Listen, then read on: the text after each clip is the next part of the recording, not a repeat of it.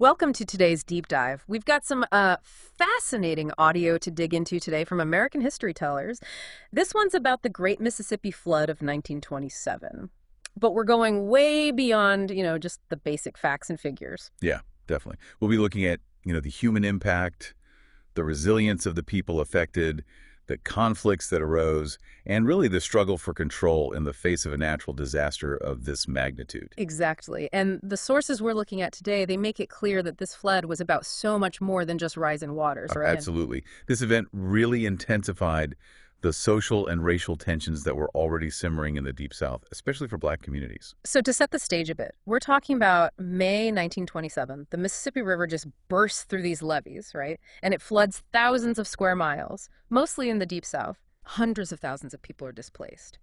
And the sources we're looking at focus specifically on Greenville, Mississippi, and the Red Cross relief camps that were set up there. But here's where things get interesting. We're seeing like two completely different narratives emerge from the sources. Yeah, it's a pretty stark contrast, what the mainstream media was reporting at the time versus the stories coming out of Black newspapers, particularly the Chicago Defender. Yeah, it's almost like we're looking at two separate realities. On one hand, you've got Herbert Hoover, who was the Commerce Secretary at the time, being painted as this heroic leader of the relief effort. But then you read accounts from the Defender, and it's a completely different picture. Well, the Black reporters who were actually on the ground in these camps, they described horrific conditions. Food shortages, forced labor. The Defender even went so far as to call it virtual slavery. Wow. And there's this one account that really brings home this contrast, I think. It talks about a work or starve order that was put in place by Will Percy. He was the head of the Greenville Red Cross. A Black reporter actually witnessed a guard striking a man who may have been trying to get extra rations, right? It just really exposes the power dynamics at play. Makes you wonder, how much did the general public actually know about what was happening in these camps? That's a good question. And I think it's important to remember that Hoover, he had his sights set on the presidency. So he was very aware of how this was all playing out in the public eye. And to kind of manage that narrative, he created this thing called the Colored Advisory Commission. Right. Their job was to look into these claims of abuse that were coming out of the camps. And to lead that commission, Hoover chose Dr. Robert Russa Moton.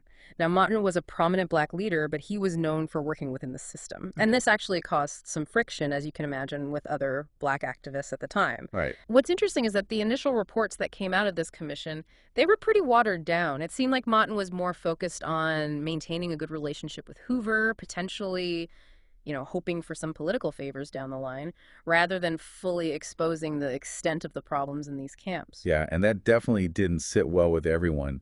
People like W.E.B. Du Bois, he publicly criticized Moton's approach, accused him of being too loyal to the administration, not advocating strongly enough for the needs of the Black community.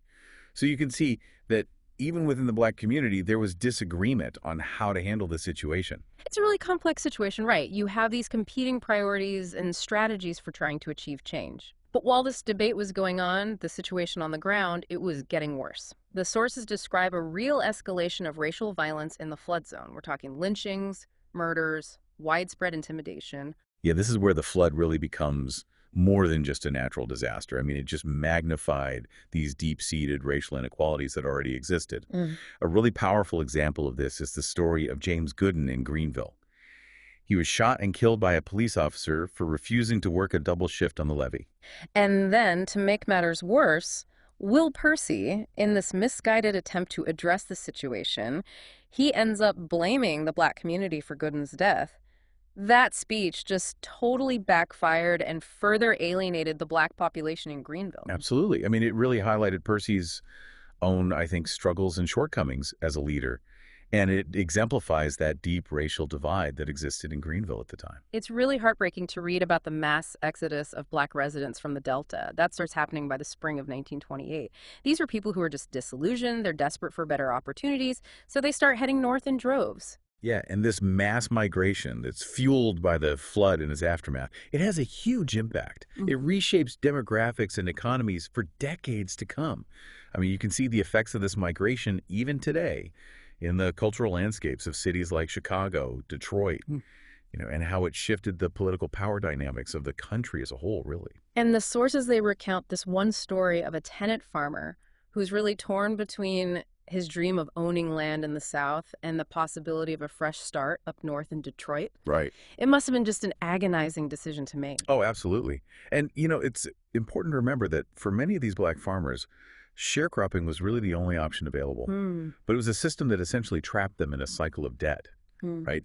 They're constantly paying for land use and supplies with a portion of their crops, Yeah. making it nearly impossible to get ahead. Right. But before this exodus really gets going, while things are still incredibly tense in the Delta, Hoover introduces his land resettlement plan. And this is where things get really interesting. It was a very savvy political move, there's no doubt about that.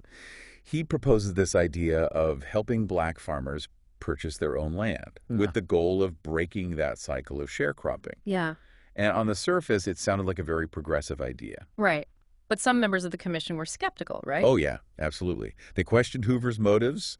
They worried that he was just trying to quell dissent and secure the black vote in the upcoming election. Well, makes sense. Yeah.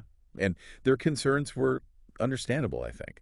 Land ownership alone wouldn't have guaranteed success for these farmers, especially when they were still facing so much discrimination when it came to, accessing credit, markets, all the resources they needed. It's a complex issue, and there were no easy solutions. And despite Motton's efforts to kind of champion this plan, it never actually comes to fruition. It makes you think about, the role of political maneuvering in something like disaster relief, and whether good intentions are really enough when you're dealing with deeply rooted systemic issues like this. Yeah. It's a classic example of how political promises can sometimes fall short, especially when you're grappling with complex social and economic problems. But in the midst of all this turmoil, there is at least one positive outcome: the Flood Control Act of 1928. Oh, absolutely. This was landmark legislation. This marked a major shift in the federal government's responsibility for managing the Mississippi River. And it was a recognition that they couldn't just rely on levees anymore. They needed a much more comprehensive approach. So it wasn't just about building stronger levees, I guess. No, not at all. It was about, looking at the whole system. So it actually led to the construction of dams, spillways, these new levee systems.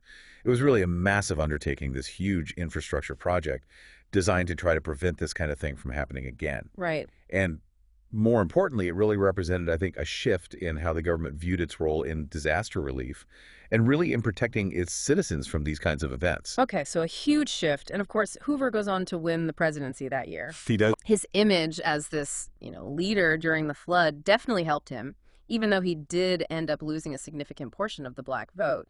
Right. It makes you wonder, how did this event shape his presidency? I mean, how did it affect the way he approached future crises, like, the Great Depression?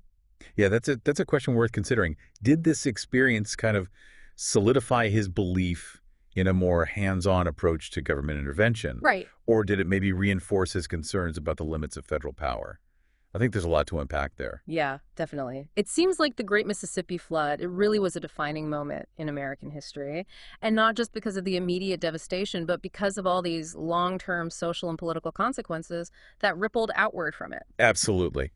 And it forces us, I think, to confront some really uncomfortable truths about our country, about race and power, and the limitations of what the government can actually do in the face of these deeply rooted societal issues. It's like this natural disaster just kind of ripped open the existing cracks that were already there in American society. Exposed these fault lines that had always been present. Absolutely. And, it raises all these questions about leadership, responsibility, and the struggle for justice in the face of adversity. What are your thoughts on Hoover's role in all of this? I mean, was he a hero? Was he a villain? Or is it more complicated than that? I mean, it's hard to say, right? Yeah. On the one hand, he was really lauded for his leadership during this crisis. Right. But then there were also all these accusations, that he was really prioritizing his own political ambitions, his image, over the actual needs of the people on the ground, especially in these black communities. Yeah, I don't think it's ever that simple, is it? I mean, No. Hoover, he was a product of his time. And like anyone, he had his strengths and his weaknesses, right? And I think his actions during the flood really reflect that kind of duality. Like, it does seem like he genuinely wanted to help, Right. but his political aspirations, it seems like they may have sometimes clouded his judgment. Yeah, he almost seems like he was caught in this impossible situation. where the needs of the people were kind of clashing with the demands of politics. Yeah. And in the end, it was these certain communities that ended up paying a much heavier price. That's a really important point. It's a cautionary tale, I think, Yeah. about the complexities of disaster relief and the need to really think about the long-term consequences. Yeah. To work to make sure that aid is distributed equitably and that everyone's needs are actually being met. Going back to that work or starve order, it's hard to imagine something like that happening today, at least not so openly. Right. But it just reveals so much about the attitudes and the power dynamics of that era. Yeah. And it highlights, I think, the importance of ongoing vigilance and advocacy, and make sure that disaster relief doesn't become a tool for oppression or for further marginalizing already vulnerable communities. Dr. Motton's role in all of this is fascinating too. He was trying to work within the system while also facing criticism, Yeah. from within his own community. He was walking a very fine line. He was. It seems like Motton, he really believed that by staying in Hoover's good graces and, working within these existing power structures, that ultimately he could achieve more for Black Americans. Hmm. And, that was a strategy that was definitely open to interpretation. And I think the fact that that land resettlement plan never really came to fruition does raise some questions about whether that approach was ultimately effective or not. Right, and that's a dilemma that I think continues to be relevant today. Do you compromise to gain a seat at the table, or do you kind of stand firm on your principles, even if it means you might be excluded from those decision-making processes? Right. And there's no easy answer. No. It's a question that activists and leaders continue to grapple with, weighing the potential benefits of, compromise versus the risk of being co-opted or silenced. The legacy of this flood is incredibly complex. It is. It's a story of tragedy and resilience, of political maneuvering, social upheaval, and it really is a stark reminder, I think, of the enduring legacy of racial injustice in this country. Yeah, absolutely. And it's a story that I think continues to resonate with us today, especially as we face all these new challenges, Right. things like the ongoing impacts of climate change, Yeah. persistent economic inequality. What we learn from the past, I think, can really help us better navigate the present Right. and work towards creating a more just and equitable future. It makes you think about, what might have happened if things had gone differently. Like, what if Hoover's land resettlement plan had actually, gone through? Could it have changed things for Black farmers in the South? It's tough to say for sure. Historians still debate this, Yeah. Some think it could have created, more economic opportunities, Right. reduce that reliance on sharecropping, Mm. and maybe even lessen the scale of the Great Migration. That But makes- there were also those who are like, would it really be enough? Would it actually address these deep-seated problems, the racism, the Yeah. inequality? That's the big question, right? Exactly. It's crucial to remember that land ownership alone wouldn't have magically, solved those problems. Right. Black farmers, they still would face discrimination, try to get credit, access markets, get the resources they needed. It really goes deeper than just, who owns the land. Right, right. And the Great Migration itself, it had such a huge impact on the whole country. Oh, yeah. Whole communities uprooted themselves looking for new lives, new opportunities up north. It's both inspiring and heartbreaking at the same time, It is. It speaks to that human resilience, that ability to adapt and persevere in the face of such hardship. Yeah. But it also, highlights that tragic failure of the South to provide for its Black citizens. Just basic human dignity and opportunity. Yeah, this deep dive, it's really been eye-opening. It is a fascinating story. You think of the Great Mississippi Flood, you think, oh, a natural disaster. But Right. these sources, they reveal so much more than that. Yeah. It's not just about the flood itself. It's about, everything that came after. Exactly. It's a story about human resilience, but also human, fallibility. Oh, absolutely. We see leadership tested, promises made and broken. Yeah. This ongoing struggle for equality, it's all playing out against this backdrop of this just catastrophic event. It really is a microcosm of a lot of the bigger issues that America was facing at the time. Exactly. So I guess the question is, almost a century later, what can we learn from this? What lessons can we take away from this event today? I think for me, it's a reminder that disasters, whether it's a flood, a hurricane, or even something like, a pandemic, Yeah.